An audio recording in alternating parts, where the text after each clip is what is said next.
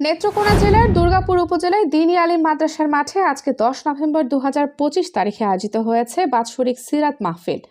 সিরাত মাহফিল বাস্তবায়ন কমিটি দুর্গাপুর কর্তৃক প্রতি বছরই এই মাহফিলটি উদযাপিত হয়। উক্ত মাহফিলে মহানবী সাল্লাল্লাহু সাল্লামের জীবন বৃত্তান্ত আলোচনা করা হয় এবং ইসলাম ধর্মের আদর্শ দিকগুলো তুলে ধরা হয়। উক্ত সিরাত মাহফিলে উপস্থিত ছিলেন বিভিন্ন ইসলামী চিন্তাবিদগণ। মাহফিলটির সভাপতিত্ব করেন বিশিষ্ট ইসলামিক চিন্তাবিদ, লেখক ও গবেষক প্রফেসর সিরাজ উদ্দিন আহমেদ, অবসরপ্রাপ্ত পরীক্ষা নিয়ন্ত্রক, বাংলাদেশ ইসলামী আরবি বিশ্ববিদ্যালয়, ঢাকা।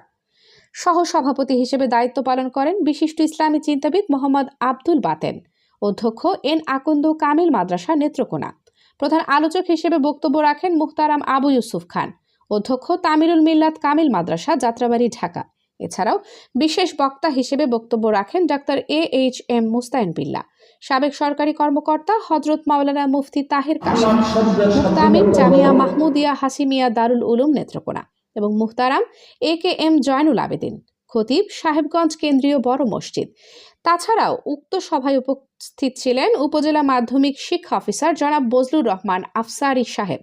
বক্তারা ইসলাম ধর্মের বিভিন্ন বাণী সহ তরুণ প্রজন্মের জন্য কিছু দিক নির্দেশনা দিয়েছেন।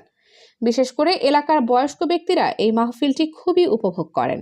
তারা জানিয়েছেন, এইভাবে প্রতি বছর মাহফিলটি হলে মানুষের মাঝে ইসলামী মূল্যবোধ বৃদ্ধি পাবে এবং মানুষ আল্লাহর পথে এগিয়ে যাবে।